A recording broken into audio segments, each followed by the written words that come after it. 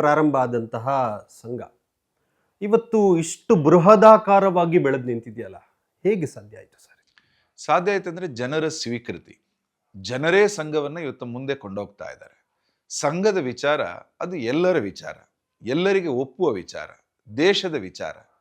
ಯಾರೆಲ್ಲರೂ ಕೂಡ ದೇಶದ ಕುರಿತು ಯೋಚನೆ ಮಾಡತಕ್ಕಂತಹ ಮಾನಸಿಕೆಯನ್ನು ಹೊಂದಿದ್ದಾರೆ, ದೇಶಭಕ್ತಿ ಅವರ ಅಂತರಾತ್ಮದಲ್ಲಿ ಇದೆ, ಅವರಿಗೆಲ್ಲರಿಗೂ ಕೂಡ ಸಂಘದ ವಿಷಯ ಬೇಗನೆ ಸ್ವೀಕಾರ ಆಗುತ್ತೆ. ಕೆಲವೊಮ್ಮೆ ಸಂಘದ ವಿರುದ್ಧ ಆರೋಪಗಳು ಬರುತ್ತೆ, ಇಲ್ಲ ಅಂತಿಲ್ಲ, ಸಾಕಷ್ಟು ಆರೋಪಗಳು ನೀವೆಲ್ಲ ಕೇಳಿದ್ದೀರಾ. ಆದರೆ ಸಂಘವನ್ನ ಅರ್ಥ ಮಾಡಿಕೊಂಡಾಗ, ಸಂಘ ಏನು ಅಂತ ಗೊತ್ತಾದಾಗ, ಸಂಘದ ಬಗ್ಗೆ ನನ್ನದೂ ಒಂದು ಜವಾಬ್ದಾರಿ ಇದೆ ಅನ್ನುವ ಭಾವ ಈ ದೇಶವಾಸಿಗಳಿಗೆ ಬರ್ತಾ ಇದೆ.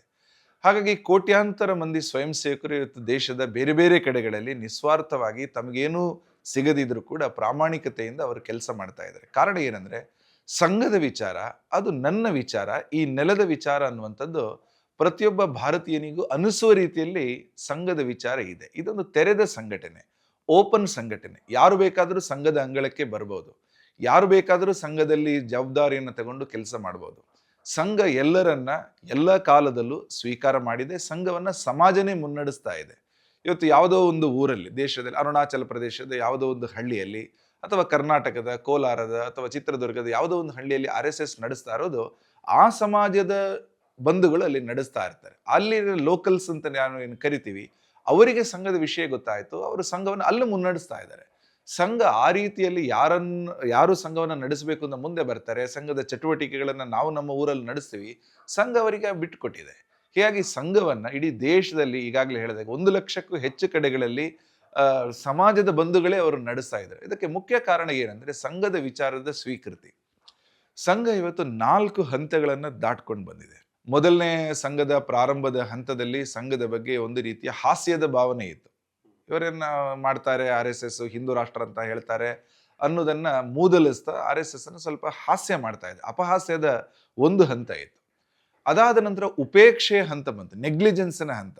ಇವರ ಕೈಯಿಂದ ಏನು ಆಗಲ್ಲ ಅನ್ನೋ ರೀತಿಯಲ್ಲಿ ಒಂದು ನೆಗ್ಲಿಜೆನ್ಸ್ ಇತ್ತು. ಇವರೇನು ಕಬಡ್ಡಿ ಆಡ್ತಾರೆ, ಇವರೇನು ಸ್ವಲ್ಪ ಚಿಕ್ಕ ಪುಟ್ಟ ಆಟ ಆಡ್ತಾರೆ, ಇದರಿಂದ ಏನು ದೇಶ ಬದಲಾಗತ್ತೆ ಅನ್ನೋ ರೀತಿಯ ಉಪೇಕ್ಷೆಯ ಹಂತ 2ನೇದು. 3ನೇದು ವಿರೋಧದ ಹಂತ ಬಂತು. RSS ಅನ್ನ ಎಲ್ಲ ಕಾಲಕ್ಕೂ ವಿರೋಧ ಮಾಡ್ತೀವಿ ಅನ್ನುವ ಒಂದು ದೊಡ್ಡ ಸಮಾಜದ ಕೆಲವು ವರ್ಗದ ಮಾನಸಿಕತೆ ಬಂತು. ನಮ್ಮ ಕಾರ್ಯಕರ್ತರನ್ನ ನಾವು ಕಳ್ಕೊಂಡ್ವಿ, ಕಾರ್ಯಕರ್ತರ ಹತ್ಯೆ ಆಯಿತು, ನಮ್ಮ ಕಚೇರಿಗಳ ಮೇಲೆ ದಾಳಿ ಆಯಿತು, ನಮ್ಮ ಕಾರ್ಯಕ್ರಮಗಳನ್ನ ನಿಷೇಧ ಮಾಡ್ತಕ್ಕಂಥ ಹಂತಕ್ಕೆ ಬಂತು, ಸಂಘಟನೆ ಮೇಲೆ ನಿಷೇಧಗಳು ಬಂತು. ಹೀಗಾಗಿ 3ನೇ ಹಂತ ವಿರೋಧದ ಹಂತ ಇಡೀ ದೇಶದಲ್ಲಿ ಎದುರಿಸಿದ್ವಿ. ಈಗ ನಾವು 4ನೇ ಹಂತದಲ್ಲಿದ್ವಿ, ಸ್ವೀಕೃತಿಯ ಹಂತ ಅಂತ ನಾವು ಇದನ್ನು ಕರಿತೀವಿ. ಸಮಾಜದ ಎಲ್ಲ ವರ್ಗಗಳು ಸಂಘವನ್ನ ಸ್ವೀಕಾರ ಮಾಡಿದೆ. ಅನೇಕ ಪ್ರೊಫೆಷನ್ಗಳು ಅಂತ ಏನು ಕರಿತೀವಿ ಸಮಾಜದಲ್ಲಿ, ಅವರೆಲ್ಲರೂ ಕೂಡ ಇವತ್ತು ಸಂಘದಲ್ಲಿದ್ದಾರೆ. ಸಂಘದ ಚಟುವಟಿಕೆಗಳಲ್ಲಿ ಸ್ಕೂಲ್ ಮೇಸ್ಟ್ರುಗಳು, ಅಧ್ಯಾಪಕರುಗಳು, ಇಂಜಿನಿಯರ್ಗಳು, ಡಾಕ್ಟರ್ಗಳು, ವಿಜ್ಞಾನಿಗಳು, ಕೃಷಿಕರು, ಅನೇಕ ಶ್ರಮಿಕ ವರ್ಗದವರು ಎಲ್ಲರೂ ಕೂಡ ಇವತ್ತು RSS ನಲ್ಲಿದ್ದಾರೆ. ಹಾಗಾಗಿ RSS ಕಳೆದ 100 ವರ್ಷದಲ್ಲಿ ಸರ್ವವ್ಯಾಪಿಯಾಗಿ, ಅಂದ್ರೆ ದೇಶದ ಎಲ್ಲ ಭೌಗೋಳಿಕ ಹಂತಗಳಲ್ಲಿ, ಅದು ಗಿರಿ, ಕಂದರ, ಕಣಿವೆಗಳು, ನಗರ ಪ್ರದೇಶಗಳು, ವನವಾಸಿ, ಗುಡ್ಡಗಾಡಿನ ಪ್ರದೇಶಗಳು ಸೇರ್ಕೊಂಡಾಗ ಸರ್ವವ್ಯಾಪಿಯಾಗಿ ಬೆಳೆದಿದೆ. ಹಾಗೇನೆ ಸಮಾಜದ ಎಲ್ಲ ವರ್ಗಗಳನ್ನು ತಲುಪಿ ಒಂದು ರೀತಿಯಲ್ಲಿ ಸರ್ವಸ್ಪರ್ಶಿ ಅನ್ನುವ ಭಾವನೆಯನ್ನು ವಹಿಸಿದೆ. ಹಾಗೆ ಈ ಸಂಘ ಕಳೆದ 100 ವರ್ಷದಲ್ಲಿ ಎಲ್ಲರಿಂದ ಸ್ವೀಕೃತಿಗೊಳಗೊಂಡಂತಹ ಒಂದು ಸಂಘಟನೆಯಾಗಿ ಬೆಳೆದು ಬಂದಿದೆ.